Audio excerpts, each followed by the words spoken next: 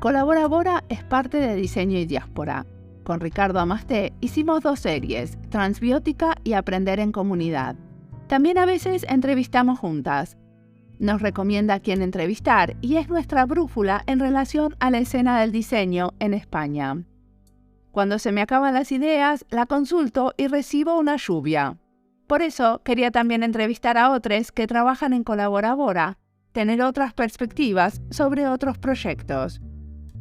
Chelu Balboa es un diseñador dedicado a acompañar procesos colaborativos, implementando sesiones, encuentros y talleres.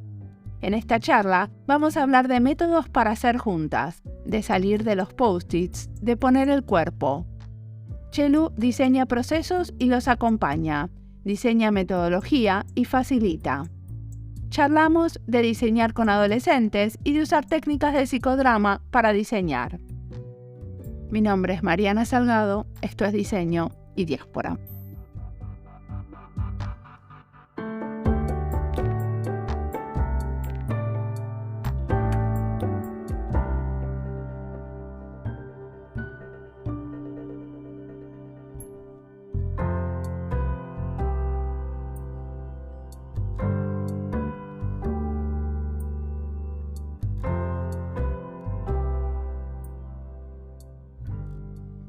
Yo soy Chelu Balboa, tengo 48 años, vivo en Bilbao.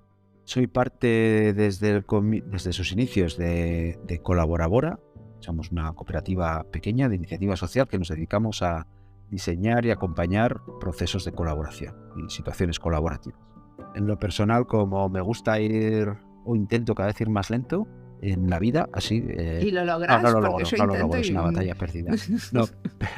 Pero me inspiro mucho, por ejemplo, me encanta viajar en bici. Entonces, el ritmo del pedal, el ritmo de la pedalada es como el ritmo máximo que tú puedes soportar en largo tiempo. Me encanta, ¿no? Esto, como ser tu propio motor a la vez y tal. Entonces, me inspira como en una imagen de cómo ver el mundo, cómo se mueve el mundo, qué ritmo tienes dentro de algo que está en continuo movimiento, y eso me inspira, aparte para mi trabajo también, ¿no? Pero bueno, ya, pues eso sí, ¿no?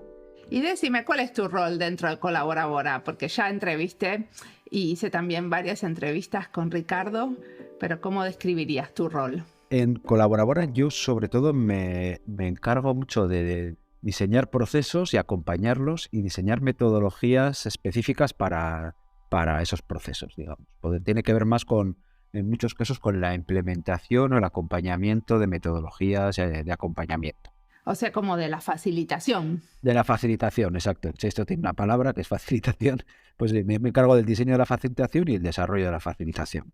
Y bueno, ¿qué tipo de dinámicas hacen?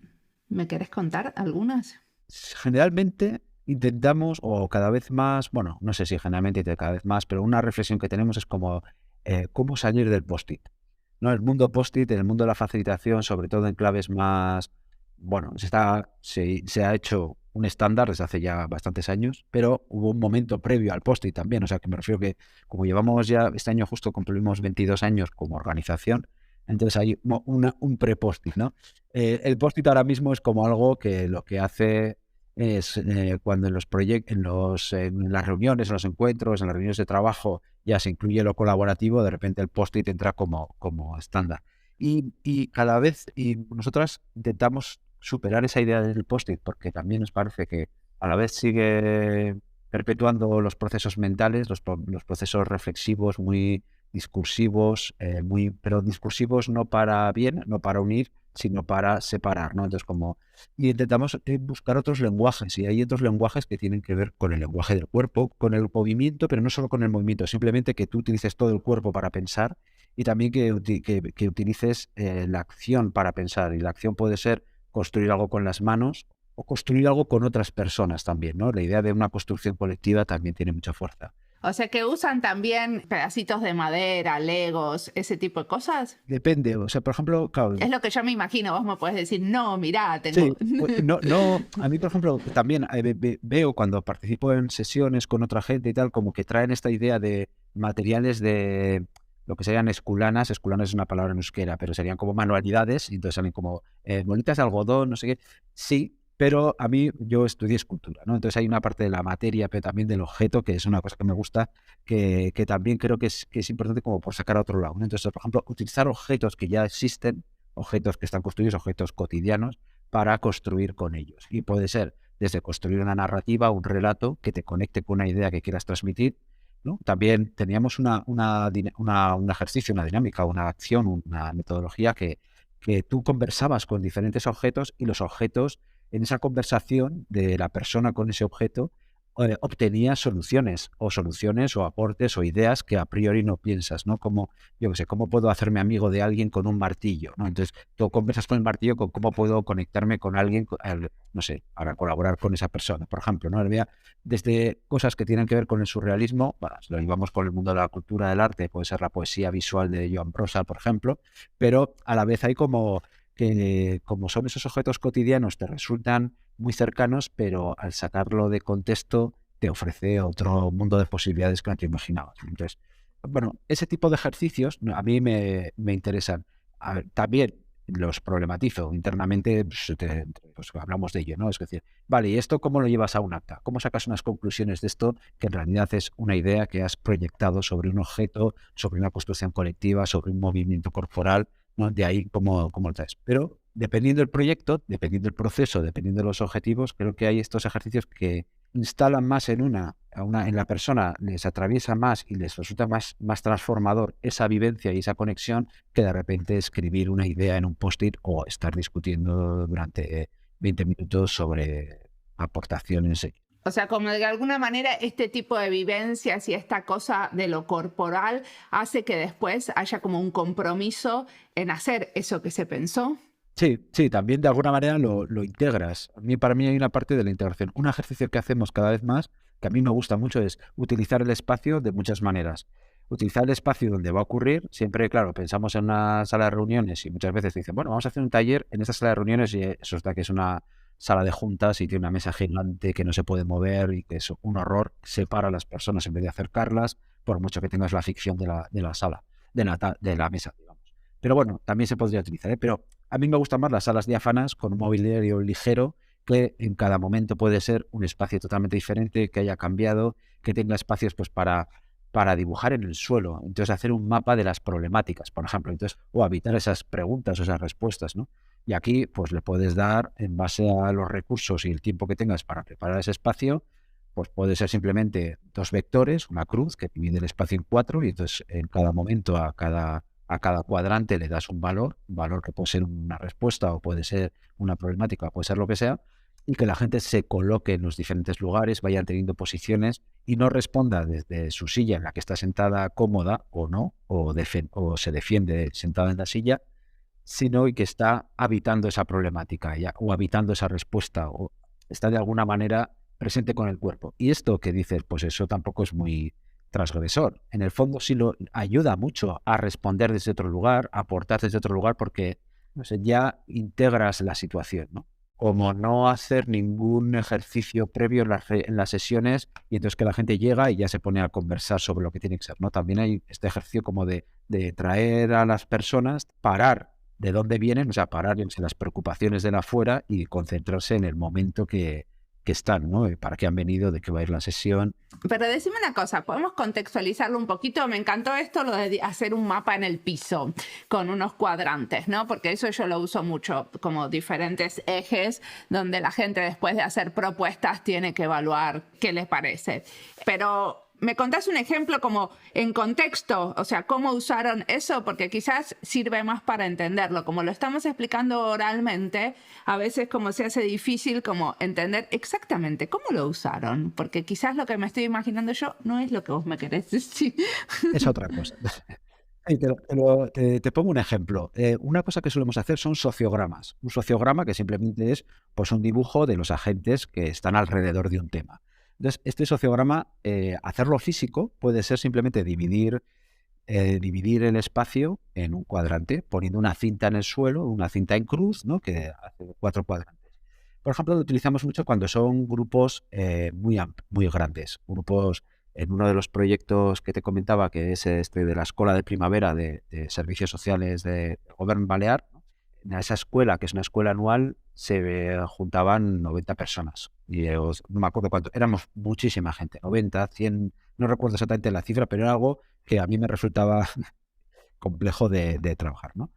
Entonces, claro, lo importante para trabajar juntas es primero conocernos, con quién te estás encontrando para poder aportar con ellas. Entonces, un ejercicio primero es que la gente se presente.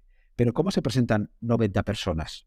Y eso no lleva 4 horas de, hola, soy no sé quién. No, y aparte al final no sabes el nombre de nadie, porque si querés el Pero nombre, tampoco no. es importante saber el nombre. O sea, ese detalle no es el importante, pero lo importante es que tú sepas si estás hablando, dependiendo del proceso, pero por ejemplo, si estás hablando de colaboración público-social o público-comunitaria, si estás hablando con alguien de una asociación de vecinos de no sé qué barrio, o estás hablando con el concejal de participación ciudadana, ¿no? Ese tipo de cosas sí que es diferente, saber un poco quiénes estamos, ¿no? Con qué tipo de personas me estoy encontrando, quiénes conformamos este grupo que vamos a trabajar juntos, ¿no?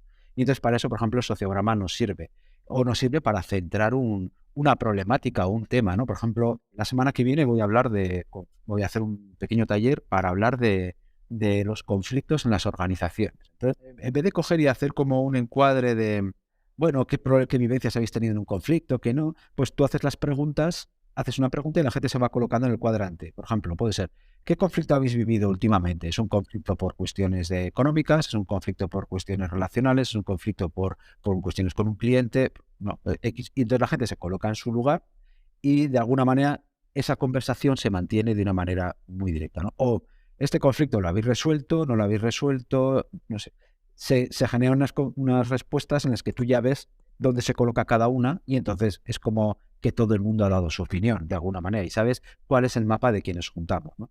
En otros contextos, con otros grupos, pues puede ser quienes vienen de la administración pública, quienes vienen como de la administración pública, pero un puesto técnico, o un puesto político, o quién viene de movimientos ciudadanos, o quién viene de empresas especializadas, por ejemplo. Entonces, ya tienes ese tipo de datos. También en otros lo utilizamos en lógicas de geografía, ¿no? O sea, geográficas, digamos. Entonces, yo qué sé, quién viene del norte, quién viene del sur, también para pensar pues, en la dimensión del alcance en base a qué, ¿no? De dónde venimos cada una. Luego también sirve otro ejercicio que está hecho así, por ejemplo, para evidenciar conexiones, ¿no? Entonces, por ejemplo, haces la pregunta utilizando los ejes en lógicas de norte, sur, este y oeste, el centro es el lugar donde se está celebrando la reunión, la gente se coloca en base, por ejemplo, esto nos sirvió para trabajar con un proceso de participación dentro del municipio de Bilbao. Entonces, ¿de dónde viene cada una? ¿En qué barrio habita? ¿No? Para también tener unas lógicas de dónde, yo que sé, la representatividad de los espacios, ¿no? De los barrios. Y entonces cada una se colocaba ahí y pedíamos que con los dos brazos pides que señalen a la persona con las que tienen más conexiones. Y entonces evidencias las redes dentro de ese grupo, ¿no? Pero decime una cosa, porque esto está buenísimo para los que participan, pero después a vos, que sos al que te pidieron el trabajo y tenés que armar un reporte, está muchísimo más difícil, porque tenés que, ¿cómo después pasás eso a contarles cuáles son las redes? ¿Entendés? Tengo que sacarle una foto al equipo y... Lo que pasa es que tal vez esa pregunta no es como la esencial dentro del... O sea, si yo dependiendo cuál sea el objetivo de ese proceso, ¿no? Pues algunas acciones u otras, o diseño o elijo unas acciones u otras. Tal vez si necesito evidenciar las redes o las relaciones que hay dentro de ese equipo de trabajo, y eso tiene que ser parte del informe porque es como una exigencia, digamos, pues tal vez en vez de hacer ese ejercicio haga otro. O entonces yo pues relleno una ficha en el que tú incluyes una ficha más personal, en el que tú de alguna manera haces como una especie de cateto de tu personaje y ahí incluyes qué redes, o sea, o con quién tienes conexión o con quién sueles trabajar o tal. Pero en cambio, el valor que tiene aquí en hacerlo de esta manera es que en el fondo esa información sería muy tediosa contarla, todo el mundo lo cuenta, pero si tú lo representas, lo ejecutas, lo mueves, digamos, haces ese movimiento, todo el mundo está viendo la cantidad de redes que están activas dentro de ese grupo y cómo son, ¿no? Y tú también te puedes sentir reflejada ante eso. Puedes decir, pues yo tengo más redes o menos redes, o yo aquí no conozco a nadie, ¿no? Que también puede ser, o yo qué sé, o me faltan brazos para señalar a toda la gente. O sea, como que después también hay una reflexión y esa reflexión quizás es lo que se puede documentar. Como, por ejemplo, miren, acá hay una isla, acá hay una red que está funcionando bien conectada, qué sé yo, lo que salga de esa visualización en movimiento. Sí, porque además también hay una cosa que es muy interesante, que tú a partir de ahí haces preguntas o escuchas voces, ¿no? Tú te vas moviendo entre ese dibujo y dices, bueno, en este cuadrante solo estás tú, ¿cómo te sientes o cómo ves, ¿no? O en este cuadrante que sois mayoría, también te dan muchos datos de lectura de cómo está, de cómo es ese grupo, de cómo, qué opina, dependiendo de la pregunta, te da muchos datos. Y luego también permite conversaciones, ¿no? ¿Qué le dirías a esa persona que está allí sola, ¿no? O entonces puedes entablar esas conversaciones. Hay momentos, dependiendo de la sesión, que simplemente hacer ese sociograma ya te da para toda la sesión. O sea, me refiero que no necesitas luego, a veces lo utilizamos como un calentamiento, ¿no? Como un encuadre o un calentamiento, pero otras veces lo puedes utilizar para trabajar toda la sesión, porque a partir de ahí puedes plantear como simplemente opiniones y conversaciones. Vamos a evaluar un proceso. ¿Qué nos parece urgente? ¿Qué nos parece importante? ¿No? Entonces tú te colocas el cuadrante, lo entiendes como vectores, ¿no? En los dos ejes puede ser como, y desde ahí te vas colocando y cada posición permite una conversación, ¿no? Como, yo qué sé, ¿qué tendríamos que hacer para que fuera de otra manera? Entonces, al moverte, pues también, pues, ¿cómo te encuentras? O si te has movido y estás en otro lugar, ¿cómo encuentras ese cambio? ¿Cómo te sientes en ese cambio, ¿no? Dependiendo un poco, pues lo llevas por un lado o por otro. Perfecto. Me parece que te voy a copiar. Está buenísimo lo que están haciendo en el... Esa herramienta es estupenda. Bueno, luego tiene muchas cosas, porque luego, por ejemplo, hay un punto, antes hablamos de la experiencia estética de la nieve, ¿no? La experiencia estética de los procesos son importantes. Entonces, la cinta, que sea una cinta, o sea, bueno, aquí podemos tener un top tal vez, pero como cuidar que esa experiencia vaya a estar bien en diferentes planos, digamos, no, es algo interesante, ¿no? Luego podemos hablar también de la metáfora y un montón de cosas que creo que son interesantes. Y esto también debe generar como una atmósfera de trabajo muy divertida, ¿no? Porque cuando la gente la haces mover en el espacio, también no se queda al lado de su colega con el que siempre está acostumbrado a trabajar. O sea, como pasan otras cosas en la dinámica grupal como muy beneficiosas para que después se armen otras colaboraciones. Exacto. Hay como una parte que es esta cosa horrible, o esa frase que ahora ya se ha vuelto horrible, que no significa nada, salir de las zonas de confort. Pero para mí, esto es una cosa que aprendimos mucho trabajando con adolescentes, ¿no? Cómo sacar al adolescente de sus trincheras, ¿no? En el que tú estás en tu esquina y te estás midiendo constantemente con los demás.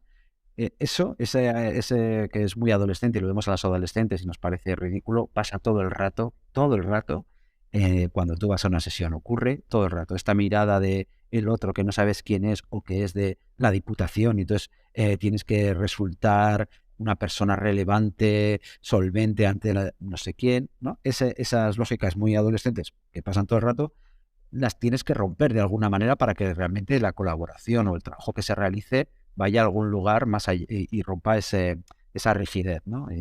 Entonces, desde ahí, ejercicios como este, en el que tú sales como de tu trinchera dialéctica, ¿no? Y una silla a veces es una trinchera dialéctica porque cruzas las piernas, cruzas los brazos, o sea, como que corporalmente tú identificas a alguien que no quiere conectarse o que está generando una barrera de seguridad. Y cómo romper eso, cómo sacarles de ahí, no romper eso, es cómo sacarles de ahí para que realmente se mezcle y haya una cuestión, ¿no?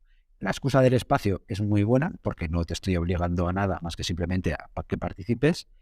Y luego hay otras posibilidades que para mí son muy útiles, ¿no? Y alguna es incluso empezar desde la torpeza. Proponer algo que solo puedas responder de una manera torpe, porque no puedes responderla bien, ¿no? Y aquí había un ejercicio que aprendí de un agente de Chaos Pilot hace mucho, mucho tiempo, que me gustó. Y era empezar ellos lo trabajaban también cuando lo conocí cuando trabajamos con adolescentes. Y es algo muy aplicable a todo el mundo, ¿eh? Porque es maravilloso. Se trata de hacer retratos de la otra persona. Entonces, el momento este de conocerse, cada persona tiene un cuadernillo, un cuaderno, y tiene que hacer tiene que buscar a personas del grupo. Se trata de hacer retratos de las otras personas, pero por parejas. Nunca puedes hacer retratos tres a una misma persona, sino que tiene que ser recíproco y por parejas. Y no puedes mirar al dibujo, tienes que mirar a la cara a la persona, ¿no? Entonces, tú tienes que hacer un retrato a ciegas, digamos. Entonces, eso no hay manera de responderlo bien, no hay manera, o sea, por mucho que sepas dibujar o que no sepas, no hay un buen retrato. Entonces, tú comienzas desde la torpeza porque no hay manera de responder bien. Eso lo que hace es que a todo el mundo lo coloca al mismo nivel, porque es que aunque seas, yo que sé, un artista que tiene una capacidad de dibujo increíble, lo vas a hacer mal. Y entonces está bien porque ya también te permite, tú tienes la licencia para mostrarte cómo eres y sobre todo es una excusa para que tú hables y miras a la gente a la cara. Que, bueno, entonces yo no sé, empiezas con la risa, empiezas con el humor, empiezas también compartiendo, pues eso, que sé, algo que es como el común, que es como esto es una marcianada, pero me estoy riendo. Y luego a partir de ahí, pues te puedes empezar una conversación, ¿no? Bueno, te intercambias los retratos, tú te juntas, juntas tus propios retratos, los que te han hecho a ti, y luego tienes que elegir qué retrato te gusta más, por lo que sea. ¿Te gusta más o de todos tienes que escoger uno? Y puede ser pues porque es la única persona que te ha puesto la nariz entre los ojos, que eso es como bastante común, o yo que sé, o porque realmente te ha... Bueno, cada persona por lo que sea.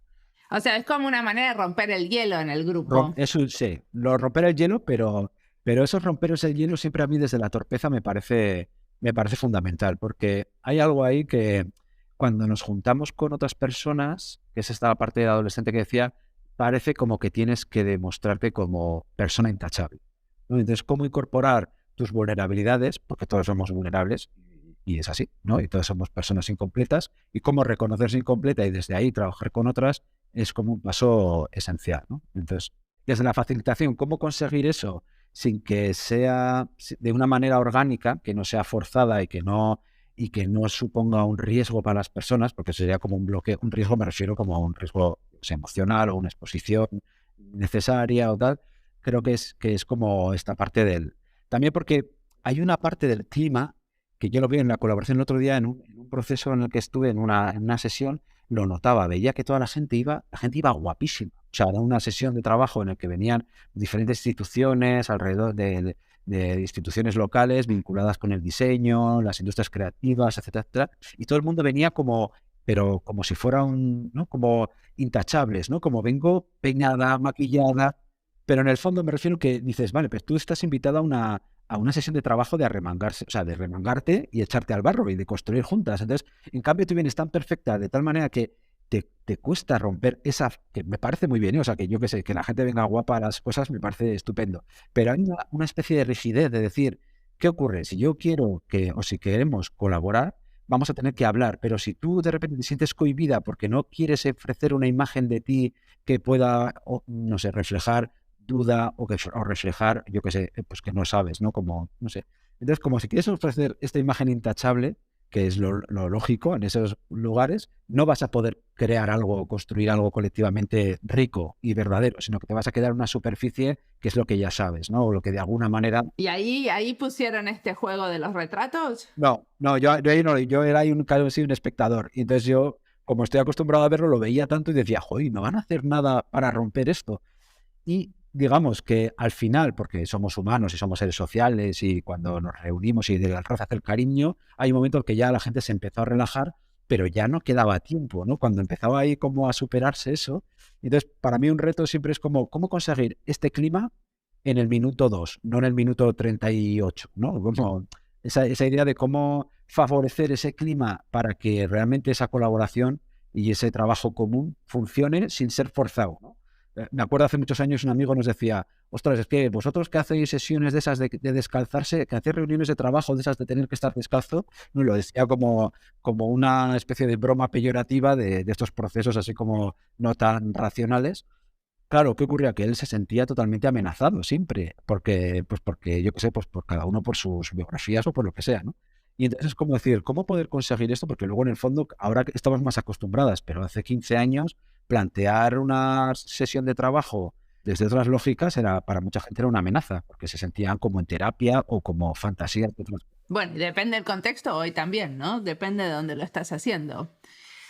Yo te invito al Ministerio del Interior y vas a ver que no es tan fácil.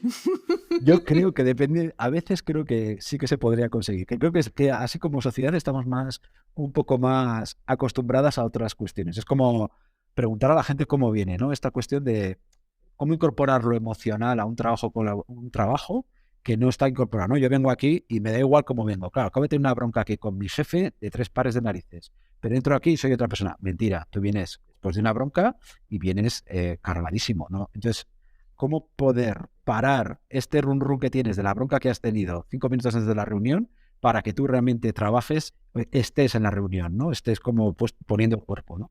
Como para concentrarse. Para concentrarse, pero también para legalizar que tú tienes que vienes con una emoción, que yo qué sé, que puede ser cualquiera. Y dices, pues vengo despistado o vengo súper motivado porque me apetecía mogollón esto o lo que sea. Entonces, no se trata tampoco de hacer como... O sea, lo importante no es trabajar las emociones de cada una, generalmente, pero sí legalizarlas. Y aquí, por ejemplo, si tú preguntas a la gente cómo venís, pues habrá gente que diga, uff, o sea, esto, aquí no se viene a hablar de esto. Y obviamente no.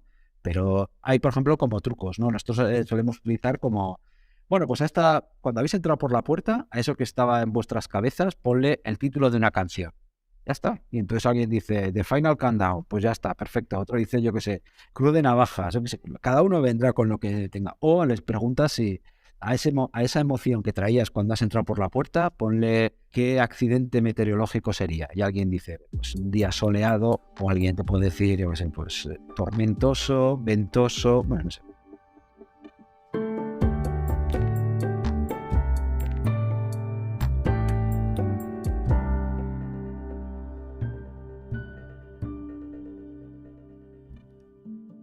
Esta entrevista es parte de las listas Cooperativas y Colectivos de Diseño, España y Diseño, Diseño y Niñez y Transbiótica. Las listas las encuentran en la sección de recomendados de nuestra página web y en Spotify. Txelu dice que la confianza se construye. Se trata de ir tejiendo esas relaciones con la gente en estos espacios de interacción en el que pensamos y diseñamos juntas. Y para construir esta confianza, propone empezar estos encuentros desde la vulnerabilidad, desde la torpeza de hacer un retrato del otro, sin mirar la hoja. Un momento de mirarnos a los ojos y de conectar con el otro.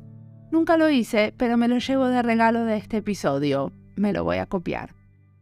Algo en esta línea que sí hice es pedirle a la gente que dibuje su primer recuerdo. En general, no son situaciones súper especiales, sino bien cotidianas. Uno de mis primeros recuerdos es mi mamá colgando pañales de tela. No sé si eran míos o de mi hermano.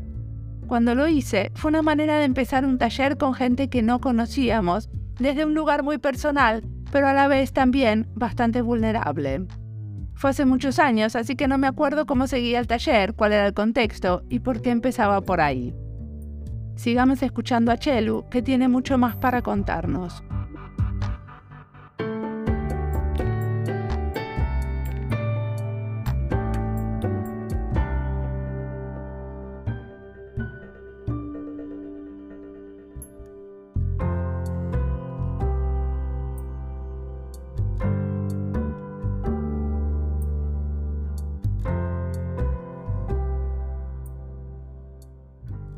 Hablaste varias veces de este trabajo que hicieron con adolescentes. ¿Qué hicieron?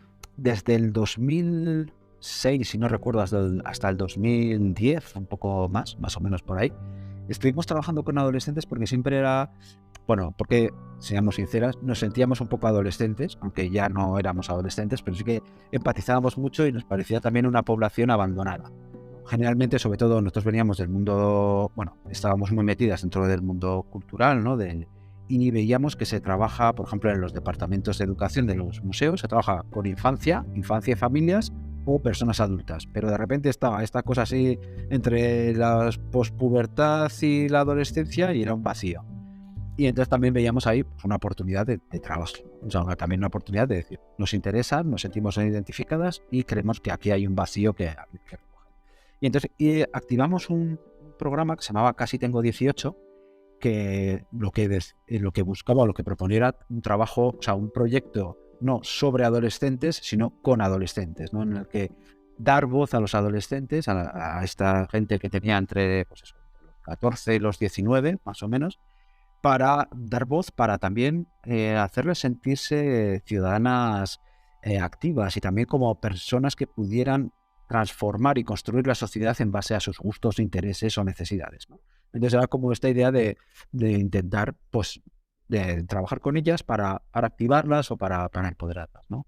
¿Y eso fue un proyecto que quién lo financiaba? En cada caso eran cosas diferentes, porque el proyecto era más como un programa y ahí había acciones distintas. Había programas que simplemente eran encargos, encargos, a ver, eran como, trabajamos mucho con el Ayuntamiento de Vitoria-Gasteiz, llevando una revista municipal que era para adolescentes, que era Paquete Enteres, y nos encargaron llevar la revista, porque nosotros también habíamos tenido la experiencia de un proyecto editorial que también era una revista, pero aquí lo que les planteamos que no hiciesen la revista, o sea, la revista era simplemente un canal, o sea, de comunicación de algo que estaba pasando, ¿no? Y entonces lo que propusimos era una serie de, experiencias, formato taller, sobre diferentes temas que poder hacer con jóvenes de la ciudad, con grupos de jóvenes, no convocar a gente, sino identificar grupos a los que proponer hacer un taller, pues en los centros cívicos o grupos de tiempo libre o incluso grupos de amigos que se acercaban, y lo que saliese de allí luego tenía una traducción o una transmisión en la revista, ¿no? La revista era una revista de información juvenil, entonces había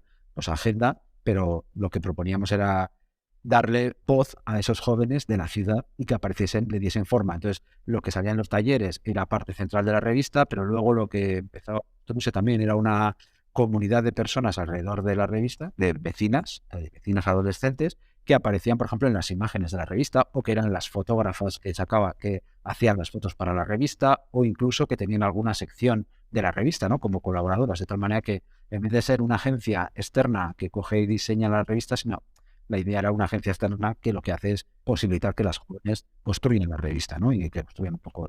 Luego los talleres eran sobre temas muy diversos, como un taller de ligar, que en el fondo era la antesala de un taller de sexualidad que el ayuntamiento ya tenía planteado, o talleres muy reflexivos analíticos, ¿no? Como qué significa el consumo, o cuestiones como más identitarias, ¿no? ¿Qué es mi identidad? Por ejemplo, cómo me defino a mí a partir de cómo me he visto. Bueno, había talleres que en el fondo vehiculaban un poco ese tipo de reflexiones, ¿no? Que son muy... ¿Y venían los adolescentes? Pues como todo, sí acababan viniendo. Aquí la cuestión es como decir, que si vienen el primer mes, no, el primer mes no vienen, claro, pero se trata un poco de, pensamos como una cuestión automática. Entonces, con los adolescentes, con todo el mundo, pero sobre todo con los adolescentes, se trata de una cuestión de confianza. Entonces, la confianza se construye, y se construye lenta y se rompe fácil, ¿no? O sea, se rompe fácil, pero se construye muy, muy lenta. Entonces, se trata un poco también de ir tejiendo esas relaciones. Obviamente, tú como administración pública, persona adulta, un adolescente, tiene como un recelo de partida.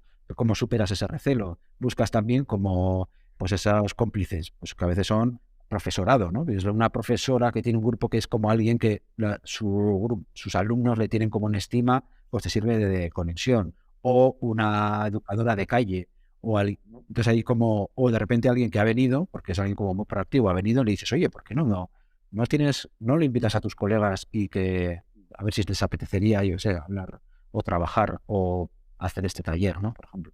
¿Y una educadora de calle qué es? Una educadora de calle es alguien que, sobre todo, depende de servicios sociales, y lo que hace es un agente social que lo que hace es como tener un contacto con jóvenes en la calle, básicamente, ¿no? Y entonces, pues bueno, es como no es tanto modo de intervención, sino sí un modo de supervisión, acompañamiento, ¿no? Para ver qué problemáticas pueden tener ciertos sectores de la población o ciertas personas. Entonces, por ejemplo, muchos de los proyectos que hacíamos con adolescentes servían también a educadores de calle, pues para trabajar con sus usuarias, ¿no? En estas lógicas de servicio social, sus usuarias serían un poco pues como las personas con las que suelen trabajar. Entonces, pues, luego había más, esto era pero luego yo que sé, una cosa que hacíamos en Casi Tengo 18 fue un concurso de vídeos hechos con el móvil. Esto fue en el año 2007, que ahora cuando lo contamos, los vídeos hechos con el móvil ya son una realidad. TikTok está ahí, claro, pero en aquel entonces los móviles empezaban a tener,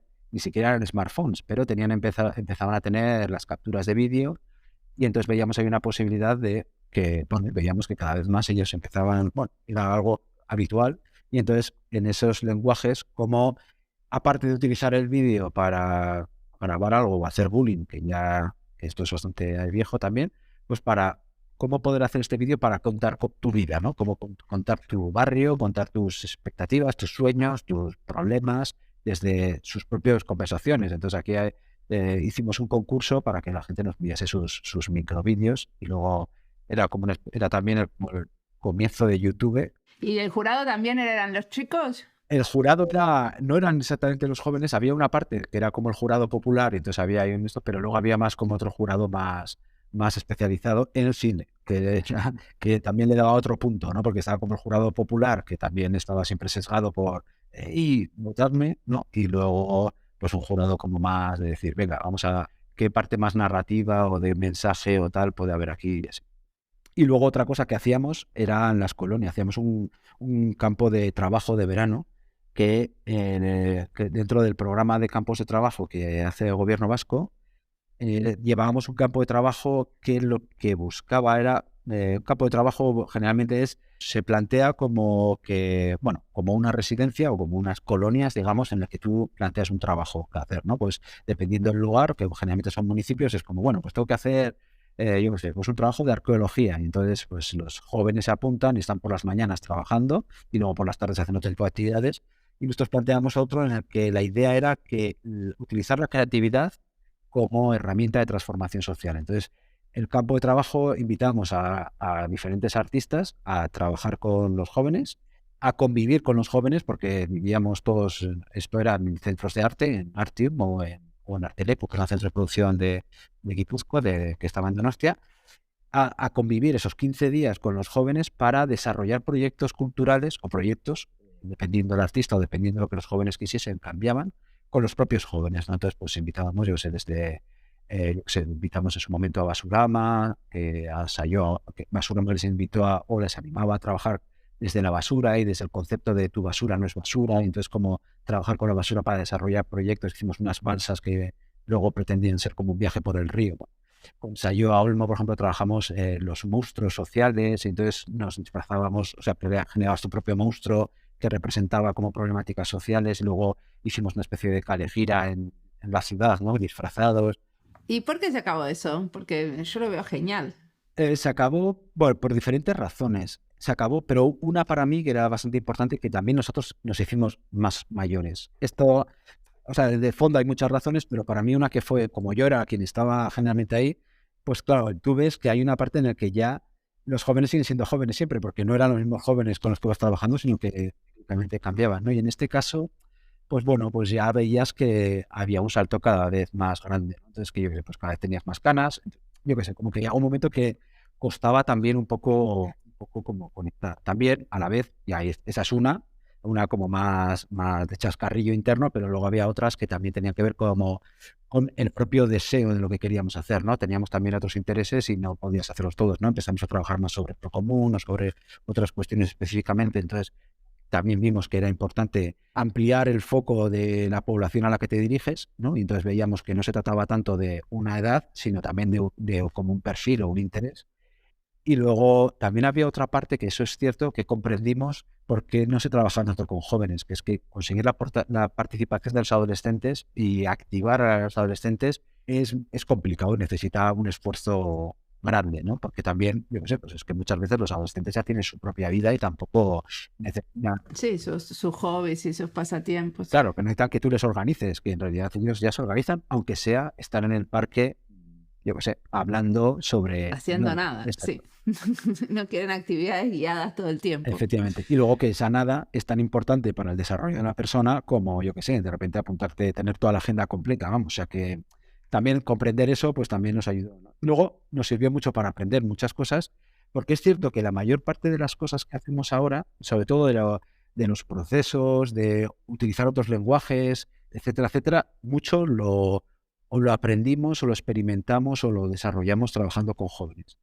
Entonces, vamos, porque también y es una realidad, que es cuando en la adolescencia se fija tu personalidad, se fija tus dinámicas, y entonces, pues lo que te decía antes, ¿no? Los jóvenes cuando están todo el rato mirándose en este conflicto que tienen entre ellos, ¿no? Cuando no se conocen, pues es que eso luego lo ves que sí, tú eres una súper profesional profesora de la universidad, pero tienes el mismo problema que cuando tenías 17 años y te vas a una sala y te mirabas a todos, ¿no? Bueno, entonces también nos sirve y nos ayuda, así que... Muy bien. ¿Y qué te inspira? ¿Qué estás mirando, escuchando, leyendo que querés recomendarnos? Esto sí que me parece una buena referencia que creo que está bien compartirla, ¿no? Y es este libro de Micropolíticas de los grupos para una ecología de las prácticas colectivas. Es un libro de traficantes de sueños que recoge la experiencia de unos activistas, de 3 activistas, son los 3 autores, David, bueno, los apellidos no voy a ser capaz de decirlo bien, Berkhouteren, Olivier Krabs y Thierry Müller, que lo que hacen es transcribir en sus militancias comunitarias, bueno, pues hacer una lectura de aconteceres que ocurren en los grupos, cuestiones de liderazgo, diferentes roles y tal. En el momento lo leí y me inspiró mucho porque leyendo diferentes teorías sobre procesos grupales, teorías de grupos, yo me formé en psicodrama, o sea, coordinación de grupos y psicodrama. Entonces veía que había muchas conexiones, ¿no? Yo, o sea, el camino del Elder, que también es como otra corriente más de la facilitación y tal. Vos empezaste siendo escultor y después pasaste al psicodrama, ¿entendí bien? Yo empecé siendo escultor, estudié Bellas Artes y me centré mucho en la escultura, porque la instalación, la escultura, la fotografía, porque me gustan los objetos y trabajar con objetos y es algo que necesito todavía, trabajar con las manos. Y luego más, como de una manera natural, esta idea de la colaboración, trabajar con otras, trabajar con grupos, hacer que los grupos colaboren, estaba ahí y era una práctica, digamos, que una manera de hacer, cuando ya empezamos con Ricardo y yo a trabajar juntos y tal, pues apareció esto que era una formación para la coordinación de grupos y era una formación en psicodrama. Entonces me llamó mucho la atención porque la convocatoria pues me interpeló muchísimo y entonces hice una facilitación, o sea, un curso de psicodrama, o sea, coordinación y grupos y psicodrama.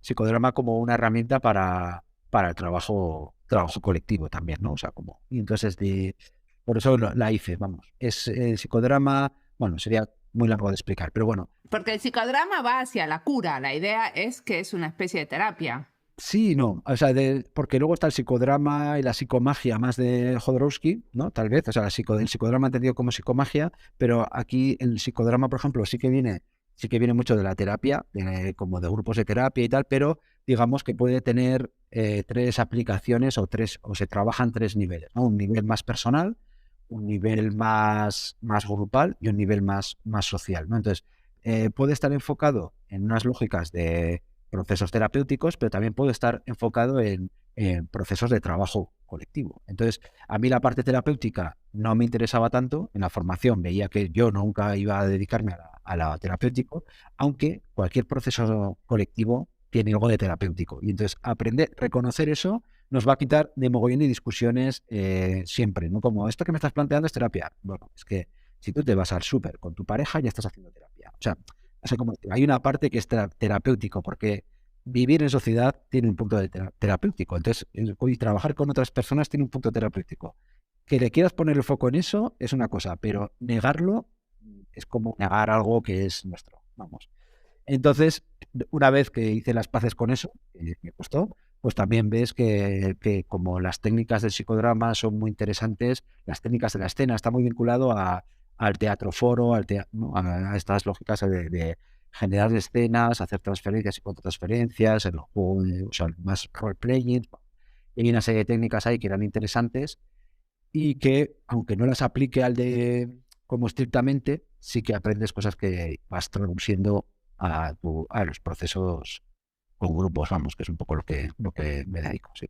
Perfecto. ¿Y en el futuro qué te dan ganas de hacer? ¿Qué te gustaría que pase? O sea, no me imagino un futuro diferente al que estamos, pero sí que me imagino un futuro en el que hayamos conseguido algo. Ya sé que esto es muy vago, pero hay una parte como, sí me siento en tarea, o sea, en avance, en tarea, o sea, me siento yo, mis colectivos, o sea, los colectivos a los que pertenezco, los procesos a los que facilito y tal, ¿no? Y como ciertos retos que son comunes. Y entonces no me imagino como habiéndolo solucionado todo, porque en realidad hay una frase que me encanta que me dijo alguien una vez, que lo había escuchado a un paisano de su pueblo, que es que las cosas no están para hacerlas, están para ir haciéndolas.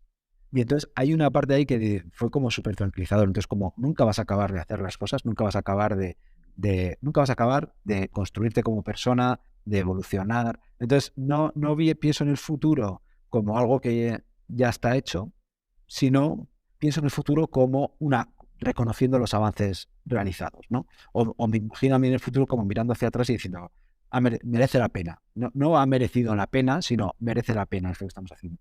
¿Pero hay algo que vos decís, esto fue un avance? Hay bastantes cosas que fue un avance. Yo pienso por ejemplo, Colaborabora fue un avance a hacernos cooperativa, fue un avance hablar de qué nos significa ser cooperativa y cómo construir eso de una manera más consciente. Hay avances como, yo qué sé, cómo incorporar las cuestiones más emocionales y de cuidados al día a día, por ejemplo, ¿no? Digo, esto ya como en lo interno, mi organización, etcétera, etcétera. Pero bueno, sí que son avances. Yo estoy satisfecho y orgulloso del trabajo que hemos hecho. Entonces, pensando, por ejemplo, en los 15 años anteriores. Entonces, si pienso en los 15 años siguientes, digo, bueno, sí, yo veo que seguimos teniendo retos, ¿no? Pero pues entonces me imagino como realmente, o sea, me deseo a mí mismo seguir estando orgulloso del avance que hagamos. ¿Vale? Hay una cosa que es una marcianada, pero que creo que es importante. Te lo digo, que cuando hablamos de inspiración, que es cuidar las plantas. ¿Tenés un jardincito? No, tengo muchas macetas. Antes tenía un balcón, pero me cambié de casa y ahora no tengo balcón y lo que tengo son macetas. Pero hay algo en cuidar las plantas que me parece como muy bueno para facilitar grupos. A ver, ¿me lo explicás cuál es la conexión de cuidar las plantas y facilitar grupos? Sí, te explico. Hay una cuestión que es como, además es una conversación que tenemos internamente, ¿no? Que es como en Wikitoki hay una serie de plantas que son, bueno, que todos hemos decidido que queremos tener plantas. Y queremos tener plantas porque queremos que este sea un espacio verde. Y entonces, como estamos en distribuir las tareas de cuidado, pues es como que protocolizamos la tarea de cuidado. Por ejemplo, nos encargamos de limpiar las toallas y los trapos, ¿no? Pues entonces está estipulado que a quien le toca hacer esa función al mes tiene que limpiar las toallas, no sé, X veces al mes. Y intentamos como protocolizar también el cuidado de las plantas. Y es un error, porque las plantas no es como decir, tienes que regar un día a la semana. O sea, no se trata de tener como la pauta de regar, ¿no? Sino que tienes que, o sea, como aprender o identificar qué te está contando la planta sobre sus necesidades, sobre sus evoluciones, sobre si necesita estar en un lugar con más luz o con menos luz, o si está en un ambiente muy seco, o si necesita un riego más abundante o menos riego, o yo qué sé, o si ha tenido una infección de un hongo, o si tiene una cochinilla, tal. Entonces, lo que veo es que ese proceso es un proceso lento, cuidar la planta es un proceso lento, es un proceso de escucha, primero, antes de actuar, y para mí es una metáfora total de la facilitación de los grupos, porque en el fondo, tú aunque tengas, y que esto lo veo cada vez más, aunque tú tengas la receta y la gente te diga, necesito una metodología para la implementación de las comunidades de prácticas en mi centro, no sé qué, no sé cuál, y tú escribes la metodología, hay una parte que es como la primera, que es como mirar al grupo, pensar, o sea, escuchar al grupo, ver lo que necesita y que tiene que ver con estas cuestiones de ir haciendo, ¿no? Entonces, para mí, lo hablábamos y para mí tiene mucho sentido cómo si aprendes a cuidar la planta, que no quiere decir que tengas las pautas de cómo se cuida una planta, es como un entrenamiento muy, muy, muy grande a la hora de acompañar a un grupo, ¿no? Porque hay un montón de cuestiones que están pasando en el grupo que cambian, ¿no? Lo que decías antes de, bueno, aquí ya veo que tengo que dar un giro, que esto que he hecho bueno, pues no resulta conveniente o no es eficaz o X, ¿no? Como estar alerta y improvisar según la situación. Siempre uno tiene un plan y después improvisa sobre eso. Sí, leer los emergentes del grupo, qué cosas de repente están pasando, ¿no? Que, bueno, que no te lo esperabas, yo que sé, incluso las posibles, sí, esas cuestiones invisibles que van emergiendo, que puede ser necesidades que tenga el grupo o expectativas que tenga el grupo no resueltas, o, bueno, frustraciones, cosas que mucha gente dice, ostras, pero eso es muy difícil. Claro, se trata de eso, es como decir, como muchas veces no se trata tanto de que tengas un catálogo de acciones, sino que tengas esta capacidad o esta habilidad desarrollada de poder leer lo que está pasando en ese grupo, ¿no? Porque eso te va a permitir saber si la gente se está conectando con lo que les estás planteando, si está desconectada, por qué está desconectada o no, qué otras cuestiones están pasando que imposibilitan el trabajo que tú les estás proponiendo, ¿no? Ese tipo de cosas. Entonces, bueno, a día hago este símil porque un día regando las plantas veía, ¿no? Y digo, es que esto es como cuidar a un grupo. Y es así, ¿no? Entonces hay una parte como, yo qué sé, vamos a hacer aquí ya la anécdota Karate Kid, ¿no? Mítica anécdota de los años 80, dar cera, pulir cera y cómo ese ejercicio, ¿no? De encerar el coche te ayudaba un poco como a ejercitarte como karateka, ¿no? Pues bueno, tiene una parte de eso en que a veces te ejercitas en cosas que son muy cotidianas y que también te permiten ahí como conectar cosas que haces desde lo cotidiano en tu trabajo. Buenísimo. Bueno, muchísimas gracias por la entrevista.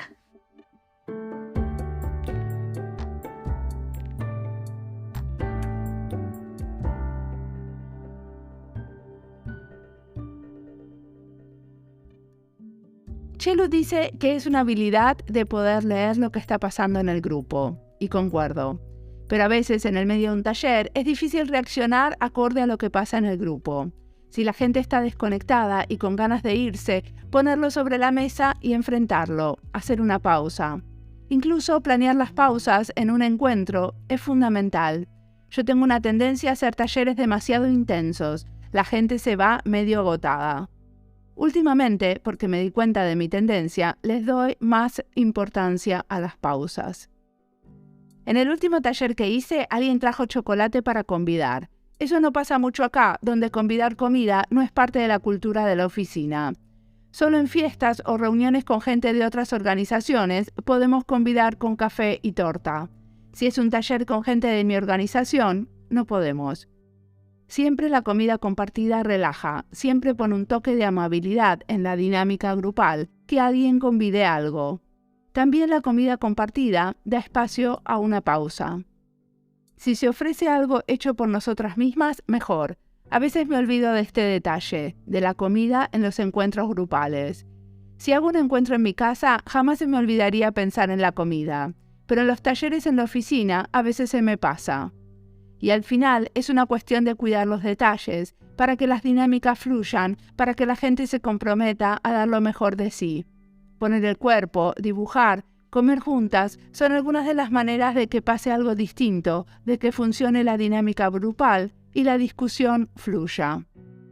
Ahora me voy a cocinar porque tenemos elecciones en Finlandia y algunos amigues vienen a mirar los resultados a casa, a charlar de política, a esperar que las encuestas y las predicciones se equivoquen y que podamos tener un próximo gobierno justo, abierto y sensible a las poblaciones vulnerables y a las minorías.